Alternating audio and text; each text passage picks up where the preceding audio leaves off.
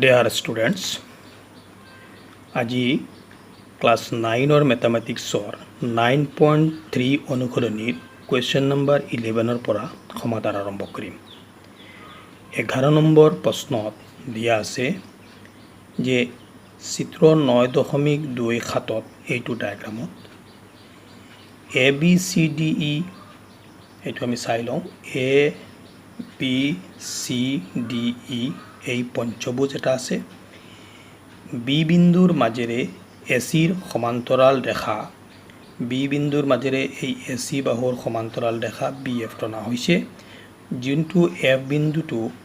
D চিৰ বৰ্ধিতাংকত কি আছে অৱস্থিত হৈ আছে বা ডি চিৰ বৰ্ধিতাংকৰ এফ বিন্দুত কাটিছে আমি প্ৰমাণ কৰিব লাগে যে ত্ৰিভুজ এ চি বিৰ কালি কোনটো ত্ৰিভুজ এ চি বি এইটো ত্ৰিভুজৰ কালি আৰু কোনটো ত্ৰিভুজ কালি কৈছে এ চি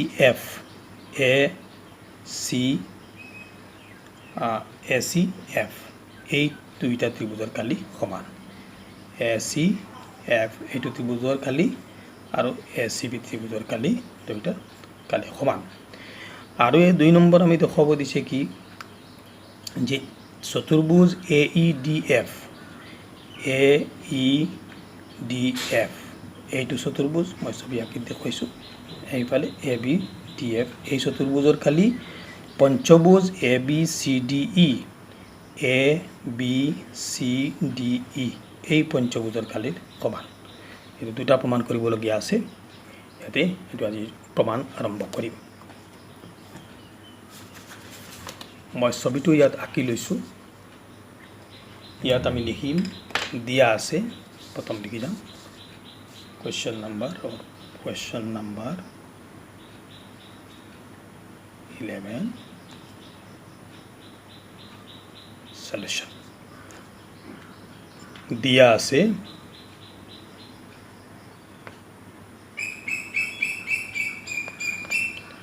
যে এসি বাহু বিএফ বাহুৰ কি সমান্তৰাল এসি বাহু বিএফ বাহুৰ সমান্তৰাল দিয়া আছে এসি বাহু বিএফ বাহুৰ সমান্তৰাল এতেকে ত্ৰিভুজ এসিবি আৰু ত্ৰিভুজ এসিএফ এসিবি কোনটো এসিবি এইটো ত্ৰিভুজ আৰু এসি এফ এই চোৱা এসি বি এসি আহিছে নহয় আকৌ এসি এফ ইয়াতে দেখো এসি বি এইটো ত্ৰিভুজ আৰু এসি এফ এইটো ত্ৰিভুজ এইটো একে ভূমি এসি আৰু একে সমান্তৰাল এসি আৰু বি এফ সমান্তৰালৰ মাজত অৱস্থিত হৈ আছে গতিকে আমি লিখিম কি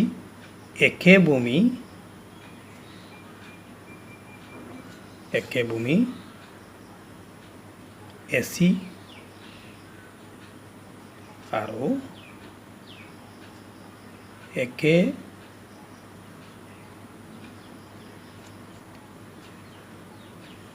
এসিৰ ওপৰত একে ভূমি এসিৰ ওপৰত আৰু একে সমান্তৰাল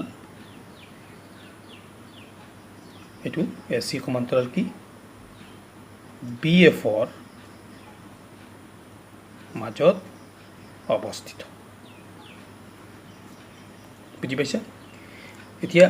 এই দুইটা ত্ৰিভুজ একে ভূমিৰ ওপৰত আৰু একে সমান্তৰালৰ মাজত অৱস্থিত এতিয়া হৈ আছে দুইটা ত্ৰিভুজৰ কালি কি হ'ব লাগিব সমান হ'ব লাগিব এতেকে area of ট্ৰায়াঙ্গল ACB is equal to area of triangle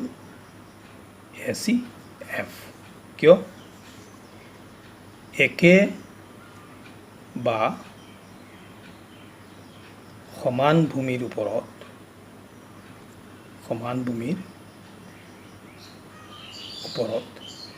আৰু একে সমান্তৰালৰ মাজত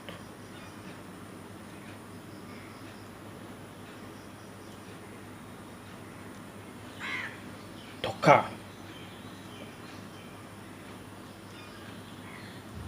ত্ৰিভুজৰ কালি সমান ঠিক আছে আমি এক নম্বৰত কি সমাধান কৰিব লাগিছিল এচিবি ত্ৰিভুজৰ কালি আৰু এচিএফ ত্ৰিভুজৰ কালিৰ সমান আমি দেখুৱাইছোঁ এচিবি ত্ৰিভুজৰ কালি এচিএফ ত্ৰিভুজৰ কালিৰ সমান ঠিক আছে এইটো হৈছে এক নম্বৰৰ সলিউশন এইবাৰ আমি 2 নম্বৰৰ সলিউশন কৰিম যেহেতু area of triangle ACB is equal to area of triangle ACF already আমি প্রমাণ করিছো হয় না নহয় এতিয়া আমি কি কৰিম এই সমীকৰণৰ দুয়োফালে আমি ACDE চতুৰ্ভুজৰ কালিটো যোগ কৰি দিম কোনটো ACDE এই চতুৰ্ভুজৰ কালিটো আমি দুয়োফালে যোগ কৰি দিম সমান চিনৰ সোঁফাল আৰু বাওঁফাল left hand side and right hand side or area of triangle ACB এটুতো আমার আছেই আমি অ্যাড করিম area of কি quadrilateral কি যোগ করিম ACDE এইটো আমি যোগ কৰিছোঁ ACDE একেদৰে সোঁফালে আমি একেই চতুৰ্ভুজৰ কালি আমি যোগ কৰিম ACDE চতুৰ্ভুজৰ কালি ঠিক আছে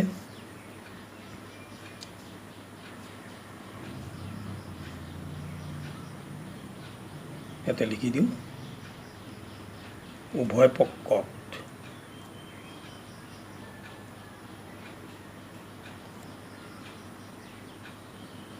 area of ACDE যোগ কৰি সেইটো আমি লিখি দিছোঁ দিলেও হ'ব আৰু নিদিলেও কোনো কথা নাই এনে ইকুৱেশ্যনেতো কৈ আছে সমীকৰণৰ সমান চিনৰ বাওপক্ষ আৰু সোঁপক্ষ অৰ্থাৎ সমীকৰণৰ সোঁপক্ষ আৰু বাওপক্ষৰ লগত কোনো এক নিৰ্দিষ্ট সংখ্যা আমি যোগ কৰিব পাৰি কোনো এক নিৰ্দিষ্ট পদ আমি যোগ কৰিব পাৰি কোনো এক নিৰ্দিষ্ট ৰাশি আমি যোগ কৰিব পাৰি বিয়োগ কৰিব পাৰি কোনো এক নিৰ্দিষ্ট ৰাশিৰে আমি হৰণ কৰিব পাৰি হয় না নহয় কিন্তু আমাৰ প্ৰয়োজন হৈছে আমি এই চতুৰ্ভুজৰ কালিটো ইয়াত আমি যোগ কৰিম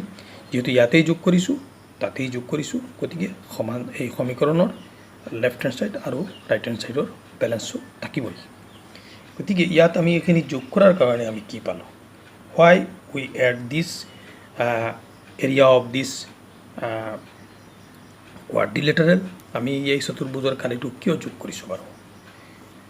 এইটো যোগ কৰাৰ কাৰণে এতিয়া কি হ'ল চাই লওঁ আমি এইটোহে যোগ কৰিছোঁ মই শ্বেডিং কৰি দেখুৱাইছোঁ এইটো কাঠ পেঞ্চিলেৰে এইখিনি আমি পৰ্চন আমি কি কৰিছোঁ এড কৰিছোঁ নহয় জানো এইখিনি এড কৰিছোঁ এতিয়া এইখিনিৰ লগত ACB আমি যোগ কৰি চাওঁ ACB কোনখিনি আছে ACB মই এইখিনি এনেকৈ ছেট কৰি আছোঁ আল্টিমেটলি এইখিনিৰ নাম কি ABCDE হয় নহয় এটো কি হ'ব ABCDE আমি AC এইটো পালোঁ নহয় যে ACBৰ লগত আমি ACBৰ লগত এইটো যোগ কৰিছোঁ গতিকে আমি ইয়াত কি পাম এৰিয়া অফ এইটো পঞ্চভুজ হয় নহয় ABCDE 1 2 3 4 5 পঞ্চভুজ তাৰ নাম কি হ'ব ABCDE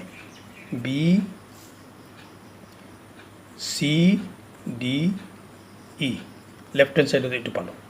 ঠিক আছে এইবাৰ আমি ৰাইট হ্যান্ড সাইডত চাওঁ কি হৈছে ACF কোনটো মই এইটো এনেকৈ ছেট কৰি আছোঁ ACF প্ৰথম যোগ কৰাখিনি কোনখিনি ACD আছে নহয় ACDE এইখিনি আছে ইয়াৰ লগত আমি এইখিনি সেটখিনি এইফালে কৰি আছোঁ ঠিক আছে এই গোটেইখিনি মিলি পেলাই এইটোৰ নাম কি হ'ব কি নাম দিম এইটো ইয়াৰ লগত যেতিয়া আমি এইখিনি যোগ কৰিছোঁ গতিকে এইটো কি হ'ব AEDF AEDF এইটো চি কোৱাৰ প্ৰয়োজন নাই কাৰণ এইটো বাহু হয়তো কাৰণে এটা বাহু AEDF গতিকে এইটো কি হ'ব এৰিয়া অফ এইটো চতুৰ্ভুজ AEDF হৈছে এইটো আমি প্ৰমাণ কৰিব লাগে এতেকে প্ৰমাণিত হ'ল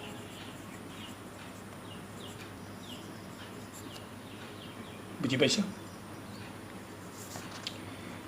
এতিয়া আমি কোৱেশ্চন নম্বৰ 12 লৈ যাওঁ ইন কোৱেশ্চন নম্বৰ 12 ইন্দ্ৰ নামৰ গাঁওবাসী এজনৰ এটুকুৰা চতুৰ্ভুজ আকৃতিৰ মাটি আছিল গাঁৱৰ গাঁও পঞ্চায়তে তাত স্বাস্থ্যকেন্দ্ৰ এটা প্ৰতিষ্ঠা কৰিবলৈ বুলি তেওঁৰ মাটিটুকুৰাৰ এটা চুকৰ পৰা কিছু অংশ ল'ব খুজিলে ইন্দ্ৰই এই প্ৰস্তাৱটোত সন্মত হ'ল এটা চৰ্তত যে তেওঁৰ মাটিৰ টুকুৰাৰ পৰিৱৰ্তে একে সমান পৰিমাণৰ মাটিৰ টুকুৰা তেওঁৰ মাটিৰ লগত লগাকৈ দিব লাগিব যাতে গোটেই মাটিখিনি এটা ত্ৰিভুজ আকৃতিৰ হয় তেওঁৰ এই প্ৰস্তাৱটো কিদৰে কাৰ্যকাৰী কৰিব পাৰি পৰা যাব ব্যাখ্যা কৰা এইটো মই কেনেকৈ কৰিছোঁ চোৱা এইখিনি হৈছে ইন্দ্ৰৰ মাটিৰ টুকুৰা ABCDE মাটিৰ টুকুৰা ঠিক আছে এতিয়া এই জায়গাখিনিত কি কৰিব তেওঁলোকে হস্পিটালৰ হেৰি কৰিব এই মাটিখিনি আনি পেলাই আমি ইয়াত যোগ কৰি দিম তেতিয়া কি হৈ যাব ধুনীয়াকৈ এটা ত্ৰিভুজ আকৃতি হৈ যাব হয় নহয় এই পৰ্চনটো ইয়াত ফিট কৰিম অৰ্থাৎ আমি এইখিনি এই যিটো ত্ৰিভুজ হৈছে ABF ত্ৰিভুজৰ কালি আৰু CFE বা CEF ত্ৰিভুজৰ কালি সমান বুলি দেখুৱালে আমাৰ হৈ যাব মই কেনেকৈ কৰিছোঁ চোৱা ধৰা হ'ল ইন্দ্ৰৰ মাটি টুকুৰা ABCD চতুৰ্ভুজ আকৃতিৰ B বিন্দুৰ মাজেৰে ACৰ সমান্তৰালকৈ BE টনা হ'ল এই BE টনা হৈছে ACৰ সমান্তৰালকৈ ঠিক আছে য'ত EDCৰ বৰ্তিত অংকত আছে দেখিছা B বিন্দুৰ মাজেৰে আমি নতুন এটা অংকন কৰিছোঁ কি BE এডাল ৰেখাখণ্ড আঁকিছোঁ যে ACৰ সমান্তৰালকৈ য'ত E বিন্দুটো কোন ক'ত আছে DCৰ বৰ্তিত অংকত আছে বুজি পাইছা আচ্ছা AE সংযোগ কৰা হ'ল এতিয়া আমি AE কি কৰিলোঁ সংযোগ কৰিলোঁ AE সংযোগ কৰা হ'ল AE BCক F বিন্দুত ছেট কৰিছে এই যাওঁতে কোনফালে গৈছে BCক কাটি গৈছে নহয় সেই বিন্দুটো কি F বিন্দু ছেট কৰিছে বুজি পাইছা আচ্ছা এতিয়া AC ভূমিৰ ওপৰত আৰু AC আৰু BE সমান্তৰালৰ মাজত ABC আৰু AEC অৱস্থিত চাই লওঁ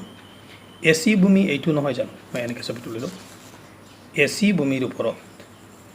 আৰু AC আৰু BE সমান্তৰালৰ মাজত কি কৈছে ACE এই ত্ৰিভুজটো হয় নহয় আৰু ABC এই ত্ৰিভুজটো দুইটা কি হৈছে একে অৱস্থিত হৈ আছে গতিকে আমি কি ক'ম therefore ABC ত্ৰিভুজৰ কালি সমান AEC ত্ৰিভুজৰ কালি একে বা সমান ভূমিৰ ওপৰত আৰু একে সমান্তৰালৰ মাজত থকা ত্ৰিভুজৰ কালি সমান ক্লিয়াৰ হৈছে এতিয়া আমি এই সমান সমীকৰণৰ বাওপক্ষ আৰু সোপক্ষ দুয়োফালৰ পৰা আমি AFC ত্ৰিভুজৰ কালিটো বাদ দিম কোনটো AFC ত্ৰিভুজ চাই লওঁ AFC মই শেডিং কৰি আছোঁ এইখিনি আমি বাদ দিম মাইনাছ কৰি দিম ঠিক আছে এইখিনি মই মাইনাছ কৰিম এইখিনি বাওপক্ষৰ পৰাও মাইনাছ হ'ব সোপক্ষৰ পৰাও মাইনাছ হ'ব এতিয়া বাওপক্ষত আছিলে ABC ত্ৰিভুজৰ কালি চাই লওঁ ABC ইয়াৰ পৰা এইখিনি শেডিং পৰ্চনটো যেতিয়া আমি বাদ দি দিম মাইনাছ কৰিম ৰিমেইনিং পৰ্চন কোনটো থাকিব ABF হৈছে গতিকে ইয়াৰ জায়গাত কোন আহিব triangle area of triangle A B F আচ্ছা ৰাইট হেণ্ড ছাইডত আমি এ ই চিৰ পৰা এ এফ চি ছেট বাদ দিছোঁ এ ই চিটো চাই লওঁ কোনটো আছে এ ই চি এণ্টায়াৰ এই ট্ৰাইংগলটো ইয়াৰ পৰা আমি এই শেডিং পৰ্চনটো যেতিয়া বাদ দিম থাকিব আমাৰ এই পৰ্চনটো এইটো কোনটো ত্ৰিভুজৰ কালি হয় কোনটো ত্ৰিভুজ চি এফ ই বুজি পাইছা চি এফ ই গতিকে কি হ'ব therefore area of triangle A B E is equal to area of triangle C F E এতেকে ইন্দ্ৰৰ ট্ৰাইংগুল এ বি এফ আকৃতিৰ মাটিৰ টুকুৰাৰ বিপৰীতে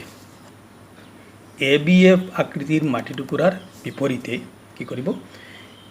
ট্ৰাইংগুল চি এফ ই ত্ৰিভুজ আকৃতিৰ মাটিৰ টুকুৰাৰ